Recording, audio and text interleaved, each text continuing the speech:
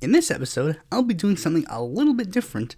Rather than going over a historical figure, I decided that I would be going over a historical event that has some ties to Black History Month. I chose this one in particular because even though it really shouldn't have been, this event was noticeably skipped whenever I went to school, despite its extreme significance. Let's set the stage. After the Civil War ended and Reconstruction began, the white supremacist power structure in North Carolina was essentially over. African Americans were starting to gain political and social power.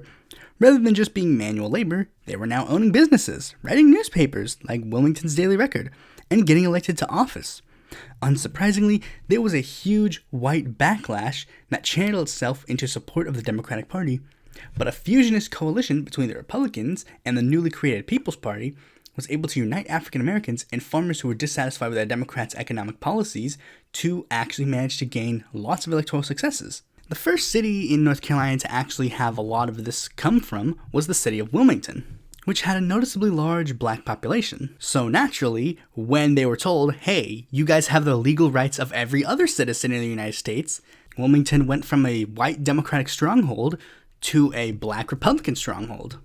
And unsurprisingly, Democrats were not a fan of that, for a number of reasons. Not only did Democrats lose the city of Wilmington to black people, and not only were black people in Wilmington becoming extremely economically successful, but also the success of the fusionist coalition was actually making it so that it spread to other offices, like the North Carolina Senate race and North Carolina gubernatorial race. And if these administrations proved to be successes, then maybe this could be a message to other southern states. And of course, the white supremacist Democratic Party didn't really like that, so they had to do something to try and stop this. And State Democratic Party Chair Furnifold Simmons had crafted a new strategy for Democrats to win in the upcoming 1898 elections in order to prevent another electoral wipeout. His solution was to keep stoking the white supremacist backlash, but drop any instance of subtlety. He teamed up with a group of people called the Secret Nine, which were a group of white businessmen that would use their connections to spread that sort of rhetoric across North Carolina, especially to the members of the fusionist coalition that could easily be turned. And much like the fusionist coalition prior, this message started to spread the entirety of the South, who had all basically united in their hate of Wilmington because it represented the thing that they feared the most. And everybody started getting involved. One infamous example came from suffragist and future senator from Georgia for a day, Rebecca Latimer Felton, who gave a speech supporting lynching black men accused of rape. Now, the viewers at home might not know why this is relevant at all, but remember, they were just trying to stoke the white supremacist rhetoric, so they had to portray all black people as like, oh, they're rapists, blah, blah, blah. After she gave her speech, the editor of the aforementioned Wilmington Daily Record, Alexander Manley, decided to pen a response to her speech.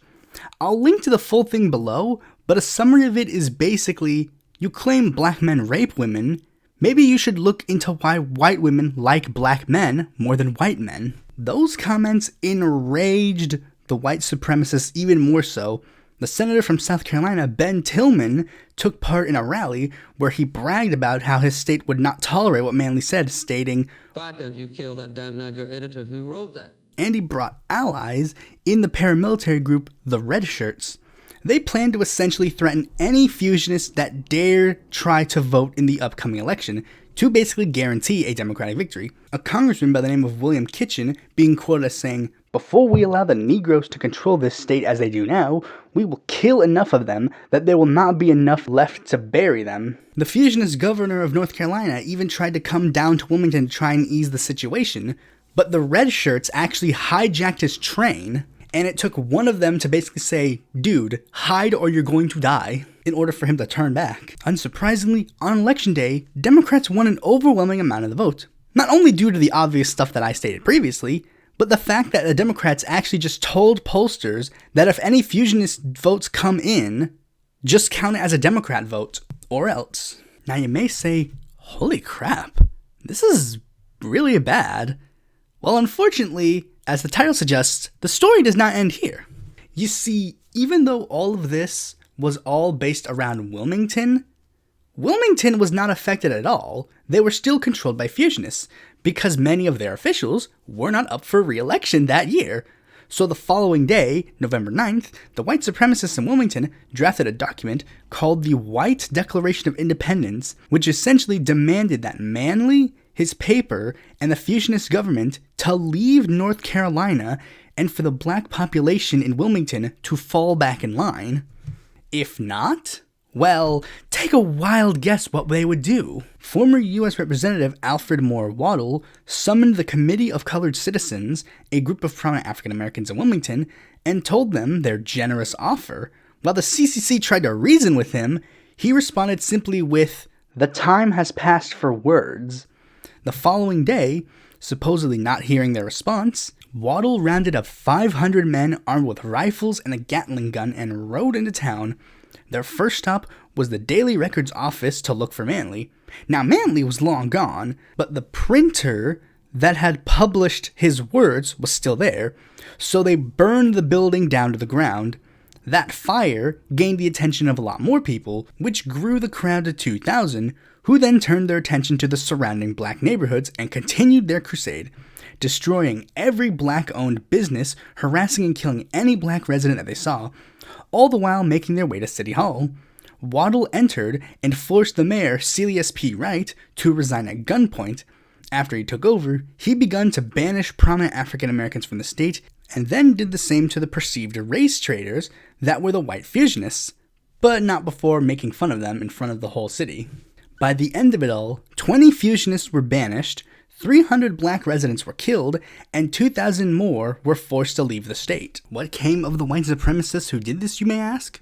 Well, a majority of them ended up getting jobs in the government, being elected to many higher offices, including Ferdinand Simmons, who ended up becoming one of North Carolina's most prominent senators.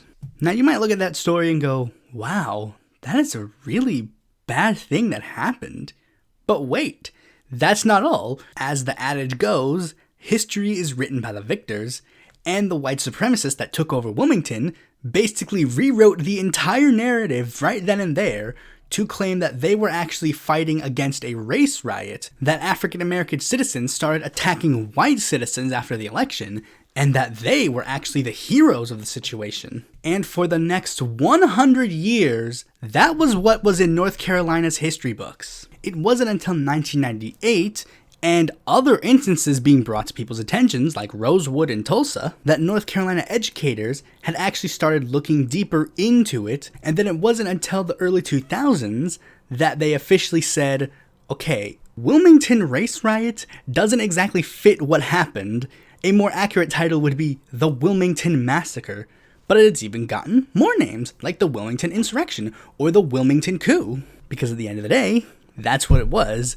Due to the governmental aspect of it, it is literally the only successful coup that happened in the United States. And despite the fact that I was in the prime education stage to learn about this, never happened. I literally think I learned about this 2 years ago. Kinda weird that I had to learn about Columbus sailing the ocean blue because he found out that the earth was round, despite the fact that that was never what happened.